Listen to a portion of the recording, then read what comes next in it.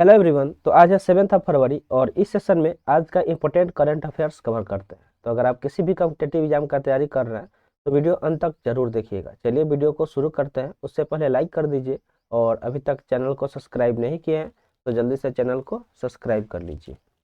ये हमारा social media है, इसका लिंक आपको वीडियो के डिस्क्रिप्शन बॉक्स में मिल जाएगा, तो जाके जल्दी से ज्वाइन कर लीजिए। आइए देखते हैं कि आखिर आज के करंट अफेयर्स क्या क्या रहने वाले हैं। उससे पहले जल्दी से एक बार इसे कमेंट सेक्शन में जय हिंद लिख दीजिए।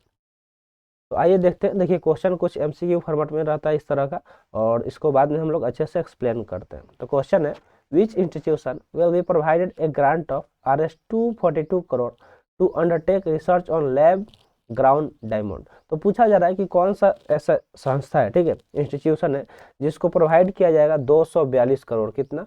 तो 242 करोड़, ताकि वो क्या कर सके, रिसर्च कर सके। किस पे? जो लैब ग्राउंड डायमंड्स है उस पे। तो ऑप्शन ए है IISc बेंगलोर, ऑप्शन बी है IIT मद्रास, ऑप्शन सी है IIT दिल्ली और ऑप्शन डी है IIT खड़गपुर। तो अगर इसके बात करें करेक्ट आंसर का, तो करेक्ट आंसर इसका क्या हो जाएगा? ऑप्शन बी हो जाएगा। ठीक है, IIT मद्रास को क्या किया जा रहा है? 242 करोड़ एलोकेट किया जा रहा है ताकि वो रिसर्च कर पाए लैब ग्राउंड डायमंड के ऊपर। ठीक है, तो आई होप आपको आई होप आपको ये क्वेश्चन समझ में आ गया होगा। तो इससे जुड़े कुछ यहाँ पे इंपॉर्टेंट पॉइंट्स दिया गया है, आइए पढ़ते हैं। एज पर a recommendation made by the department of commerce, यानी कि रिकमेंडेशन किसके द्वारा मेड किया गया है? तो जो डिपार्टमेंट ऑफ कॉमर्स है, ठीक है, कौन है? डिपार्टमेंट ऑफ कॉमर्स है, उसके द्वारा ये रिकमेंडेशन दिया गया। IIT Madras will be provided a grant of Rs 240 crore. तो आपको बस ये याद रखना है कि कितना पैसा उसको एलोकेट किया जा रहा है। ठीक है, तो 242 करोड़ है over a period of 5 years to. तो ये किसके लिए दिया रहा है? कितने साल के लिए? तो 5 साल के लिए दिया जा रहा है। ठीक है, 5 साल के लिए दिए जा रहा है। तो ये सारे जो भी हम पॉइंट यहाँ पे मार्क कर रहे हैं उसको नोट करते चलिएगा। To undertake research on lab ground diamond, तो किसके लिए? तो LGD, यानी कि जिसको बोलते हैं लैब ग्राउंड डायमंड। ठीक है, इस पे रिसर्च करने के लिए दिया गया। In the union budget 2023, union finance minister said that lab ground diamond is technology and innovation driven emerging sector with high employment potential। तो जब बजट पेश किया गया 2023 का, आप कमेंट सेक्शन में कमेंट करेंगे कि हर साल बजट किस डेट को पेश किया जाता है। ठीक है, तो डेट आपको कमेंट सेक्शन में कमेंट करना है कि किस डेट को बजट पेश किया जाता है इंडिया में। तो जो फाइनेंस मिनिस्टर है उनके द्वारा बताया गया कि जो लैब ग्राउंड डायमंड है वो एक ऐसा टेक्नोलॉजी है जिससे क्या होगा कि जो सेक्टर है उसमें काफ़ी ज़्यादा एम्प्लॉयमेंट पोटेंशियल देखने को मिलेगा। ठीक है, एम्प्लॉयमेंट पोटेंशियल यानी कि यहाँ पे लोग बहुत ज़्यादा रोजगार मिलेगा लोगों को। ठीक है, तो आई होप आपको सारे चीज़ क्लियर हो गए होंगे। तो एक चीज़ आपको कमेंट करना है कि जो बजट होता है किस डेट को पेश किया जाता है। चलते हैं नेक्स्ट क्वेश्चन की तरफ। अगला क्वेश्चन है Dholavira which was seen in the news is located in which state. देखिए धोलावीरा, आप हिस्ट्री वगैरह पढ़ते हैं तो वहाँ पे आपको धोलावीरा सुनने को मिला होगा। ठीक है, तो धोलावीरा क्या है? एक साइट है।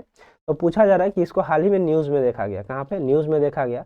तो ये किस राज्य या यूनियन टेरिटरी में स्थित है वो पूछा जा रहा है। तो ऑप्शन ए है असम, ऑप्शन बी है वेस्ट बंगाल, ऑप्शन सी है गुजरात और ऑप्शन डी है अरुणाचल प्रदेश। तो आप नॉर्मली ऐसे ही देख के आप इसका आंसर मार्क कर सकते हैं। तो पहले इसको कमेंट में कमेंट कीजिए इसका आंसर क्या होगा, उसके बाद हम आपको बताएंगे। अगर नहीं पता है तब बताएंगे। आई होप आप कमेंट कर दिए होंगे। तो देखते हैं इसका क्या आंसर होने वाला है। तो करेक्ट आंसर हो जाएगा ऑप्शन सी, गुजरात में। ठीक है, जो धोलावीरा है वो कहाँ पे है? तो गुजरात में है। ठीक है, ये साइट गुजरात में है। तो यहाँ पे कुछ इंपॉर्टेंट दिया गया है पॉइंट्स। देखिए Dholavira is believe to have been occupied around 3500 BC, यानी कि 3500 BC के अराउंड में इसको मतलब पाया गया था प्री हड़प्पा में, टिल अराउंड 1800 BC। कब तक? तो 1800 BC तक। It was also named as UNESCO world heritage site in July 2021। और इसका नाम भी उस किस में जुड़ गया है? तो जो यूनेस्को वर्ल्ड हेरिटेज साइट है उसमें जुड़ गया। कब जुड़ा? तो जुलाई 2021 में जुड़ा। The first G20 tourism working group meeting will be held in run of Kutch Gujarat. तो जो G20 का टूरिज्म वर्किंग ग्रुप मीटिंग है वो कहाँ पे हेल्ड होने वाला है? तो रन ऑफ कच्छ, जो कि कहाँ पे है? गुजरात में है। रन ऑफ कच्छ कहाँ पे है? गुजरात में है। During the occasion delegates will be taken on an excursion to Dholavira.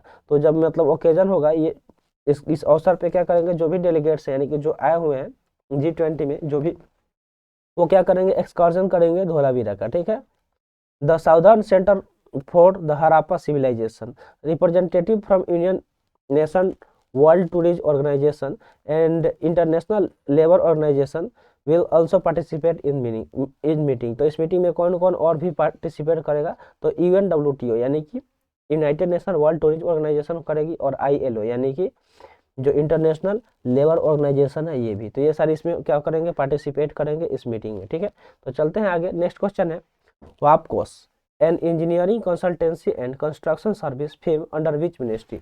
तो देखिए WAPCOS वेबकोस क्या है, एक क्या है इंजीनियरिंग कंसल्टेंसी कंस्ट्रक्शन सर्विस है। तो पूछा जा रहा है कि ये किस मिनिस्ट्री के अंतर्गत आता है। तो ऑप्शन ए है ministry of rural development, option B है ministry of Jal Shakti, option C है ministry of housing and urban affair, और ऑप्शन डी है मिनिस्ट्री ऑफ MSME।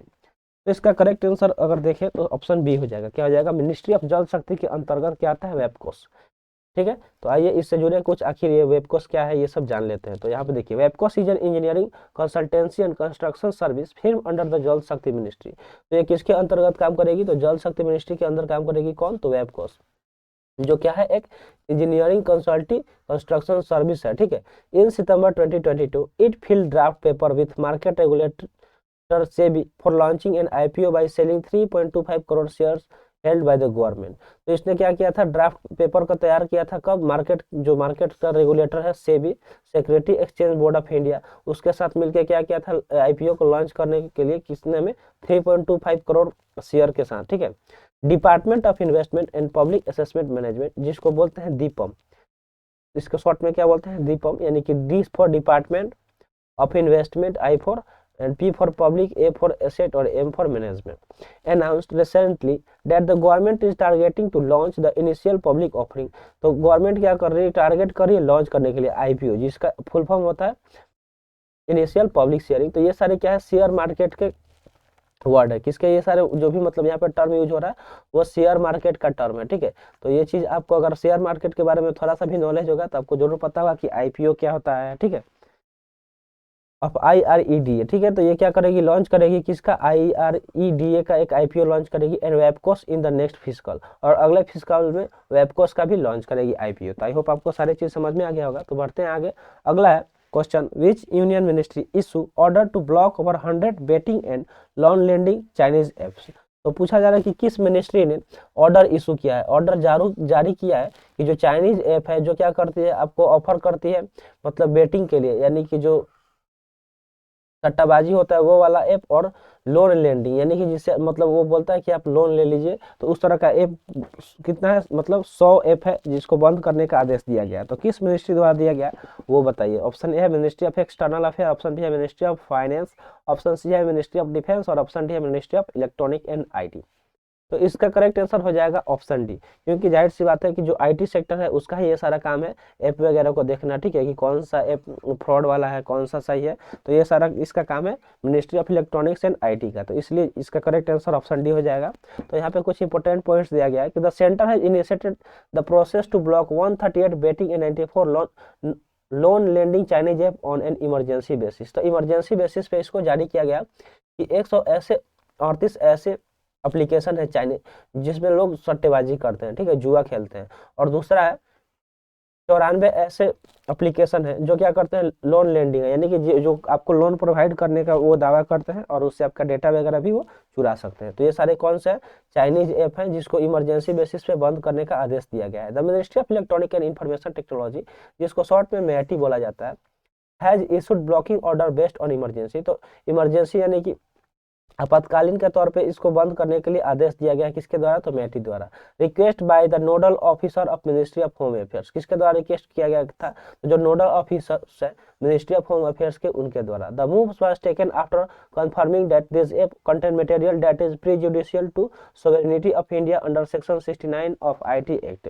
ये मूव जो मतलब ऐसा डिसीजन क्यों लिया गया, क्योंकि इसको जब चेक किया गया तो पता चला कि प्री जुडिशियल है किसके, सोवरेनिटी के खिलाफ, India under section 69 of IT act. तो ठीक है, IT का अलग अलग एक्ट है, तो उस एक्ट के तहत, किस एक्ट के तहत, तो जो सेक्शन 69 ऑफ IT एक्ट है उसके तहत इसको बैन करने के लिए ऑर्डर दिया गया। ठीक है, तो आई होप आपको सारे पॉइंट क्लियर हो गए होंगे। तो चलते हैं नेक्स्ट क्वेश्चन की तरफ। अगला क्वेश्चन है, which country chief justice is the chief guest of 73rd foundation day of the supreme court of India. तो पूछा जा रहा है कि किस देश के जो चीफ जस्टिस है, ठीक है, उनको बुलाया गया है एज ए चीफ गेस्ट इस दिन के लिए, जो 73वां फाउंडेशन डे बनाया जाएगा, किसका, सुप्रीम कोर्ट का, भारत में, उसके लिए। तो ऑप्शन ए है बांग्लादेश, ऑप्शन बी है सिंगापुर, ऑप्शन सी है USA और ऑप्शन डी है फ्रांस। तो इसका करेक्ट आंसर हो जाएगा ऑप्शन बी। फ्रांस के चीफ जस्टिस को बुलाया गया है एज ए चीफ गेस्ट, ठीक है, मुख्य अतिथि के तौर पे। किस लिए? तो जो 73वां फाउंडेशन डे बनाया जाएगा सुप्रीम कोर्ट का, उसके लिए। तो यहाँ पे दिया गया है कुछ इंपोर्टेंट पॉइंट। देखिए, सिंगापुर चीफ जस्टिस सुनंद्रेस मेनन, इनका नाम क्या है? तो सुनंद्रेस मेनन है, नाम याद रख लीजिएगा, ठीक है, मेनन जी, जो क्या करेंगे? अटेंड करेंगे as a chief guest, as a chief guest of 73rd foundation day of Supreme Court of India. The Singapore Chief Justice delivered a lecture on the role of judiciary in changing world as this year event was aired on social media platform. On January 28, 1950, 2 days after India became the sovereign democratic republic, the Supreme Court of India was established. तो यहाँ पे आप मतलब question बन सकता है कि जो सुप्रीम कोर्ट ऑफ इंडिया है, ठीक है, उसका मतलब कब स्थापना हुआ था, तो ये पूछा जाएगा। तो यहाँ पे अब डेट दिया गया है कि ऑन जनवरी 28, 1950, यानी कि जो 26 जनवरी को हमारे देश में क्या लगा था? रिपब्लिक हुआ था, ठीक है। उसके जस्ट 2 दिन बाद 28 जनवरी 1950 को क्या हुआ था? 26 जनवरी 1950 को हमारे देश में क्या लगा था? गणतंत्र लागू किया गया था, ठीक है, गणतंत्र लागू किया गया था। और जस्ट उसके 2 दिन बाद क्या किया गया था? सुप्रीम कोर्ट का स्थापना किया गया था भारत में, ठीक है। तो आई होप आपको ये सारे पॉइंट क्लियर हो गए होंगे। तो चलते हैं आगे। तो आज के लिए इतना ही, आज का सेशन यहीं पर समाप्त हुआ। सेशन कैसा लगा कमेंट सेशन में एक बार इसे जरूर बताइएगा, ठीक है। तो मिलते हैं फिर अगले सेशन में, तब तक के लिए जय हिंद।